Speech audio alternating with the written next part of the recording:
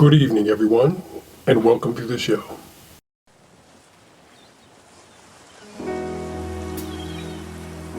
On the beach in the sand, I think of you.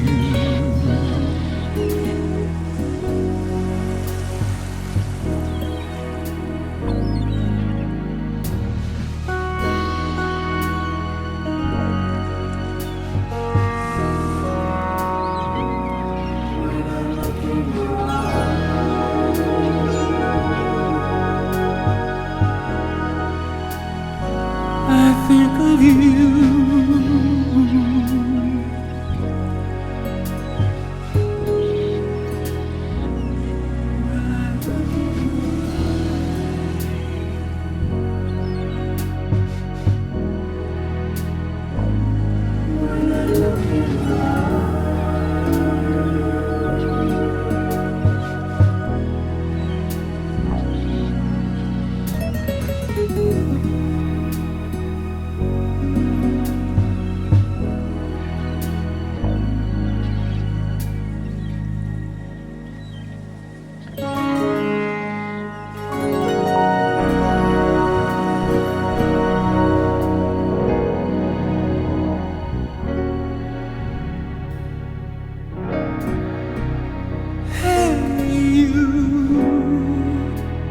Did you realize I love you all my life? And when you're gone, I'm all alone.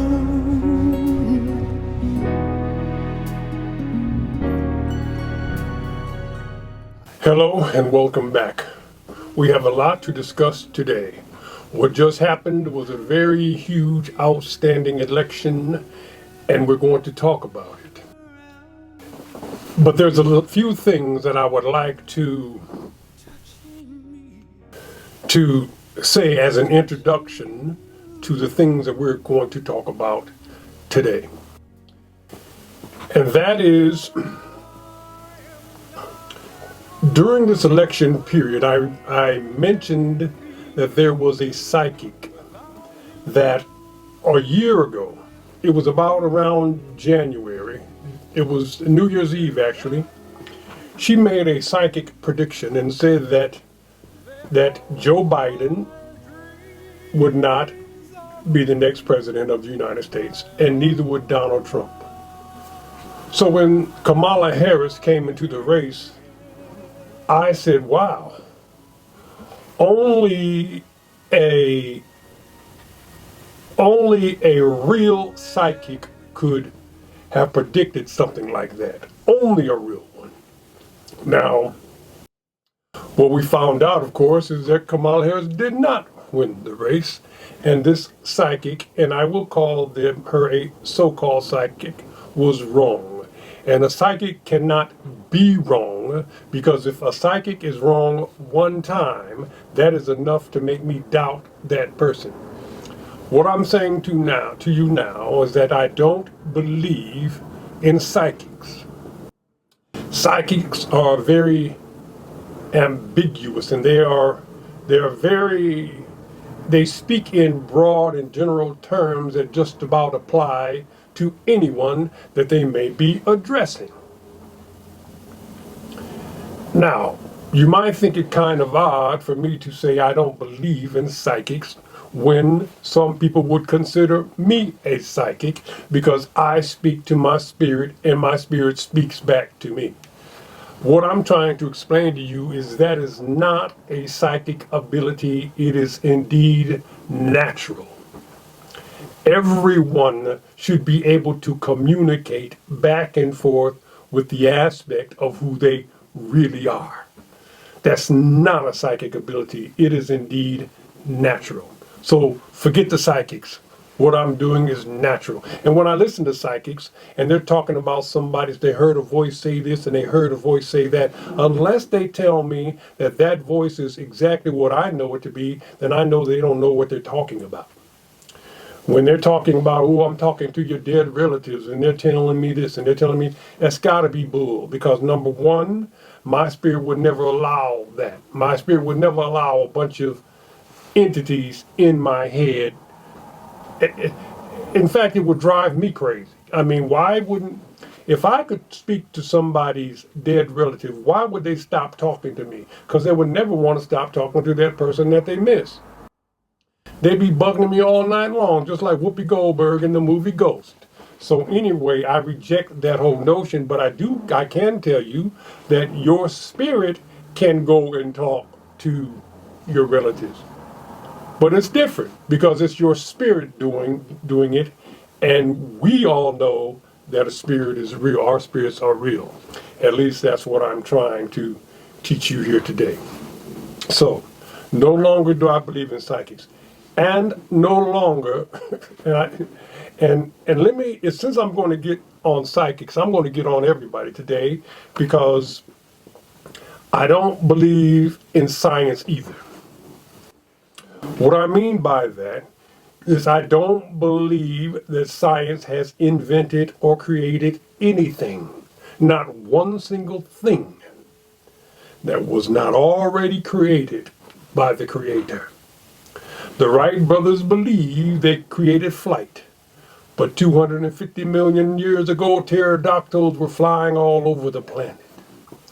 I don't care if it's an advanced alien coming on a ship and this civilization had been around for 2 million years advanced. The creator of the universe has planets flying around. So, I mean, science is one thing, but science is simply mimicking what things that the creator has already created. And science would be the last one to tell you that there is a creator. So they can really, Now, so we have an issue with psychics, we have an issue with science, and we also have an issue with religion because I can assure you, religion does not know the difference between the biblical gods, the religion gods, and the creator of the universe. They make no distinction, but there is an obvious distinction, and that's something else I'm trying to teach you today. Not just today, but forever. The difference between the creator of the universe. Now I'm going to show you something about the creator of the universe now. Something that a fella by the name of Hamming pretty much believes he invented back in the 40s, the 1940s. They are called block linear error correcting codes. Let me just show you something about that. Have a look. Taken to these very strange images that are behind your head right now. These are pictures of equations. I've been, for the last 15 years, trying to answer the kinds of questions that my colleagues have been raising. And what I've come to understand is that there are these incredible pictures that contain all the information of a set of equations that are related to string theory. And it's even more bizarre than that because when you then try to understand these pictures, you find out that buried in them are computer codes just like the type that you find in a browser when you go surf the web. And so I'm left with the puzzle of trying to figure out whether I live in the matrix or not. Wait, you're blowing my mind at this moment. So are you saying your attempt to understand the fundamental operations of nature leads you to a set of equations that are indistinguishable from the equations that drive search engines and browsers on our computers? That is correct. So Wait, I have to just be silent for a minute here. So you're saying as you dig deeper, you find computer code writ in the fabric of the cosmos? into the equations that we want to use to describe the cosmos, yes. Computer code. Computer code, strings of bits of ones and zeros. It's not just sort of resembles computer code, you're saying it is computer code. It's not even just is computer code, it's a special kind of computer code that was invented by a scientist named Claude Shannon in the 1940s. That's what we find very, very deeply inside the equations that occur in string theory and in general in systems that we say are supersymmetric. Okay. Time to go home, I think. Where are we going to go after? So are you saying we are all just, there's some entity that programs? They dictate that there are certain things that are actually strings of ones and zeros.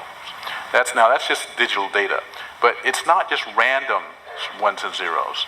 As I mentioned earlier, let me talk about something that you probably do every day, but I don't know if you're a computer scientist or not. Most of us sit at our... Sounds that kind of fluency. Okay, well, most of us sit at our computer screens and we type on the keyboards, and we then send these, if we're using a browser, we're sending strings of ones and zeros elsewhere. But on the other hand, in the transmission process, there's always some fluctuations. So 0 that you type here because of static in line might be read as a 1 at the other end, and vice versa. And so in fact, when you sit and type on the keyboard, your computer's doing something behind your back. Namely, it throws in a bunch of extra ones and zeros, and these things are called error correcting codes, so that the computer at the other end can look at the whole collection of what you typed plus what was sent and figure out if there were bits that were being flipped back and forth. And that's how you get accurate transmission of digital data. Among the codes that are used for this purpose are a special class of codes that are called block linear self-dual error correcting codes. They were first, in fact, the Shannon extended checksum code is an example of one of these things. These are the codes that we find buried in the equations. Not just any code, but these self-dual error correcting block codes. It's quite remarkable for anyone that I've talked to. We have no idea what these things are doing there. So now, if you want to know more about block linear error correcting codes, you can just go look up Hamming on YouTube. The reason I bring that up is, what does that have to do with the election? Like I said, as a spiritualist, I'm happy that the election turned out the way it did, and not because I voted for Donald Trump, which I did not. A while back, I made a video, and I said in that video to Kamala Harris, call Donald Trump and tell him that when you are elected president, you will exonerate him from all of his crimes. If he would agree to go and spend the rest of his life at Mar-a-Lago and just chill out. In other words, it's a get out of jail free card, but he would have to do it before the election. Well, he did not. And now, since he won the election, it doesn't look like he has to do it. Kamala should have went with the deal. She should have made that phone call. I'm sure she never heard about it, but if I could think of it, I'm sure someone else did as well. She should have called him just so he could, just in case he wasn't sure about winning. Now, what I'm saying is this. You have block linear error correcting codes. When computers were invented, so-called invented, created, like I said, there is nothing in the universe that has not already been created to perfection by the Creator. And that includes computers and their system. The Creator of the universe, by my definition, is a computer. We know that he's ubiquitous. Well, how else can you be ubiquitous, be everywhere at once, and omnipotent? How could anything know where every single molecule is at every single millisecond without working like not the kind of computers we use, but a very advanced one? Just like a hummingbird is more advanced about flight than an aeroplane.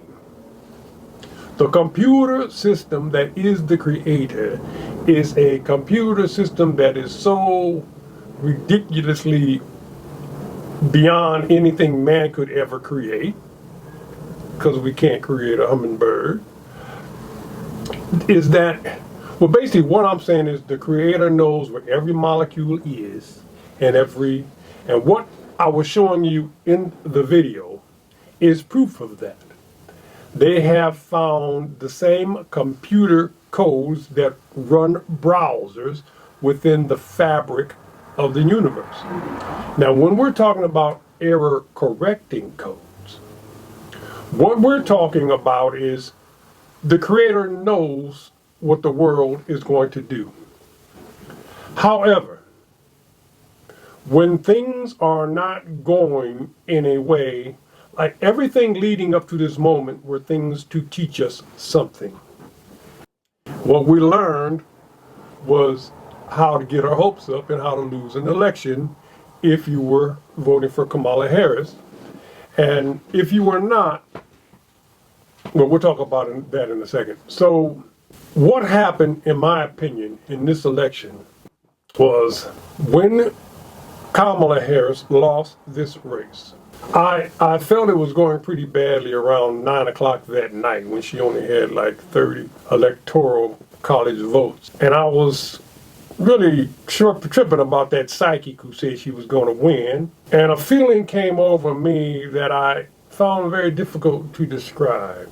It was kind of a sadness. And so what I chose to do, I called a friend of mine that I hadn't talked to in a couple of years. And just to see, what he thought or something, I wasn't going to bring it up, but if you want, whatever, he was thinking.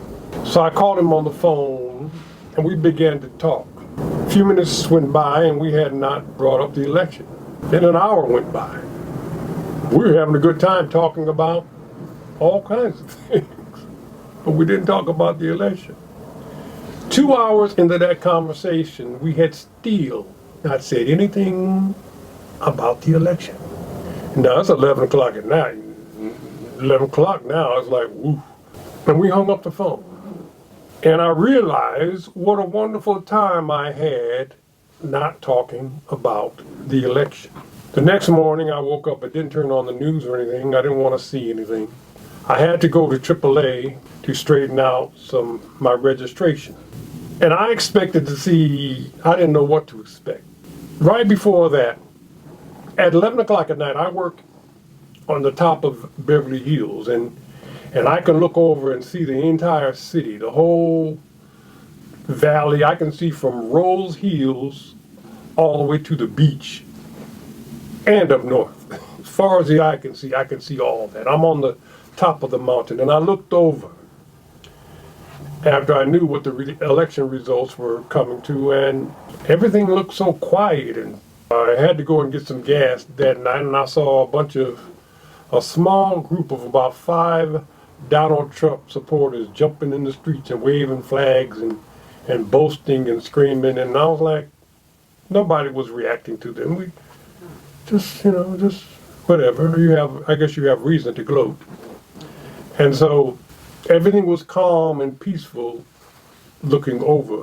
When I went to AAA the next day, the first thing I noticed was how the people were kind of smiling, and I'm in Inglewood now, which is about as black as you can get if you're not in Zimbabwe. And all of these people seemed to be quite calm and relaxed and kind of happy, actually. They were kind of, and I realized what had happened. What happened was these people felt the same way I did, basically relieved that it is over.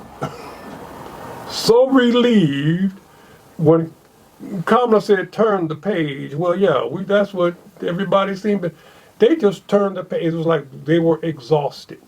And now we began to be exhausted by Donald Trump when he came down the elevator. We have been watching news every day since, just wondering what else is going to happen. What's going to happen next? We thought when Joe Biden won that would be over, but it was just beginning. Then there was an insurrection, and there was a denial. We've been going through drama, literal drama for 8 years. Drama and stress for 8 years. And all of a sudden I felt a sense of calming, as if we were through with this. I believe that in the fabric of the universe, the Creator too had had enough. And it was time to receive some block linear error correcting codes. What else would be powerful enough to make people all of a sudden just calm down? Nobody had to tell them to. Just change the subject, just calm down. Donald Trump said that if he loses this election, there will be civil war, red states against blue states. What we know is that a lot of people have guns, and we do not want to know what that looks like. So perhaps a reset is an option. It would be much better. I don't think the cosmos is going to allow red states to fight against blue states in the United States of America. I'm not ready for that, and neither is the world. Now, I don't know how this is going to affect the Middle East or the Ukraine. However, I do know for a fact, we do know that there are error correcting codes written into the fabric of the universe. That is the Creator in effect. Now, for all you Donald Trump supporters, I understand that you're going to want to gloat, and I know you want to celebrate, and one of your ways in which you may choose to celebrate is by reminding black people, for instance, of a time when like, yeah, you know what I'm talking about. If you just have to do that, and I'm sure some of you will do that. Well, I'm not even addressing those people. I'm addressing the people that I'm trying to teach. I'm trying to teach spirituality and raising your level of spirituality. This is a time in spirituality when you want to be calm. You want to be the most calm right now. When you see gloating Trump supporters, just be calm. Don't worry about it. Let them have a right to do that. They have a right to be human. You know, if Kamala had won, there would have been a whole bunch of other people jumping and cheering and throwing it in their face, and you know that, because I might have been one of them. So anyway, let people gloat. Let the football team win the Super Bowl, that won the Super Bowl, and let them. But just don't get caught up in the stress of it. Do not get emotionally involved with any of that. Be above all that. Don't worry about danger. We're talking about communicating with our spirit. And in so doing it, your spirit will keep you out of harm's way. It will keep you out of danger. If you're driving somewhere and things don't look right, and you see something that looks a little odd, and your spirit tries to say, hey, don't stop here, keep on moving. Just keep on moving. Try not to be confrontational. Confrontational is a form of toxic masculinity that men learn when they're trying to be protective as we're growing up. And now women have figured that we got to protect ourselves, so women are full of toxic masculinity as well. So, toxic masculinity as well. But when you get older, when you get to be around 40, you kind of, okay. When you get to be about 40, you need to stop fighting. Because 40 years old is way too old to go to jail for fighting. That's something I learned from Charles Barkley, who after going to jail 8 times for fighting, decided that he didn't want to fight no more. It wasn't worth it. It wasn't worth his toxic masculinity to keep getting in fights and going to jail. When you get to be 35, you need to start thinking about staying out of jail, number one, because now you have to really protect your family and yourself. And then when you get 40, you need to just quit. Now, when you get 50, you need to think about things like your eyeballs, see? Because that's when you start needing to wear glasses. Well, how would you like to get in a fight and somebody scratch your eyeball out? In an instant, now you can't see. How'd you like to get hit with a pipe on your leg? Now you got to walk around like an older person with a limp. Walking away and being calm can save you from all that. Forget the toxic masculinity. If you see a group that wants to go off and go crazy, let them go crazy. Smile at them. You know they have a right to act a fool because you would have done it too, especially if you were younger.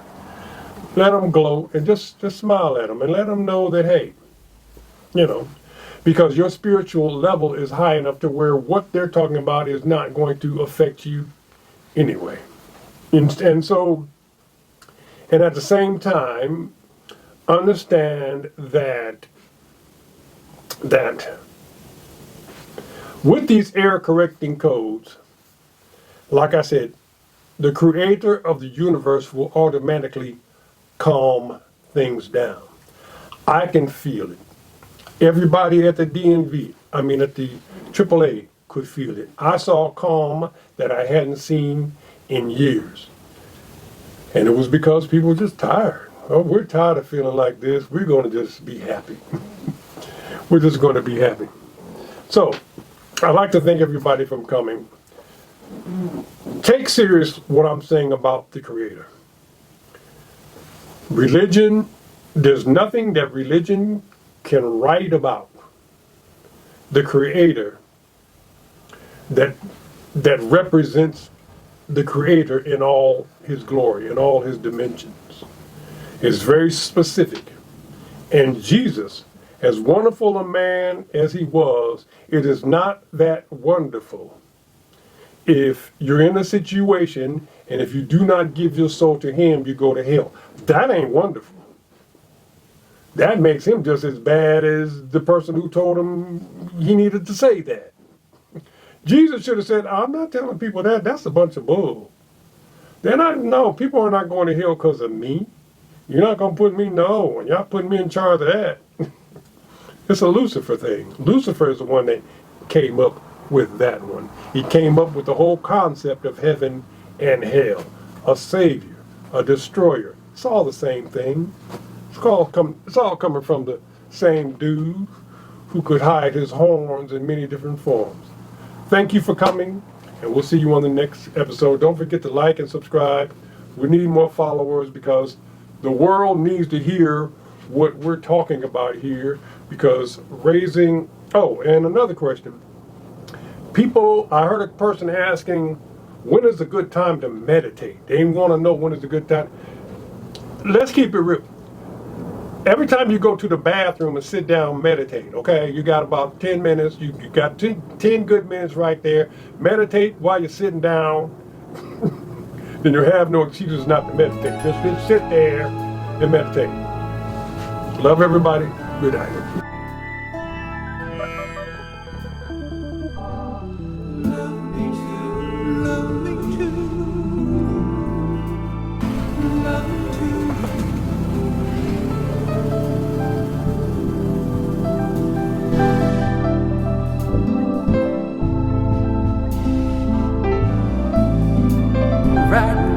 Right there.